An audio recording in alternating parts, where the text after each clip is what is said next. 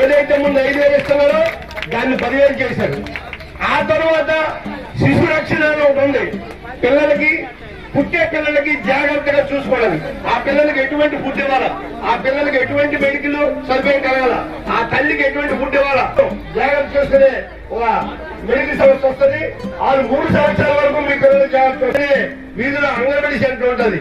ఆ అంగన్వాడీ సెంటర్ తీసుకెళ్ళి జాయిన్ చేస్తే ఆ అంగన్వాడీ కార్యకర్తలు ఆ పిల్లలకి లెక్కలు నేర్పడం, రంగులు నేర్పడం, రకరకాల కలర్స్ నేర్పడం, ఎత్తాలు నేర్పడం ఇవన్నీ చేస్తారు. అంటే మన పిల్లలు స్కూల్కి వెళ్ళేసరికి జ్ఞానం, మనసు, మనస్తత్వం, స్వచ్ఛమైన పరిపాలన.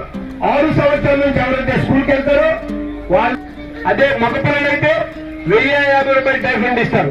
25 సంవత్సరాల ముందు టైఫండ్ 70 రూపాయలు ఉండేది, ఈ రోజు 1100 అయింది. అంటే చూడండి ఏ స్థాయికి పెరుగుతుందో. మన అప్పు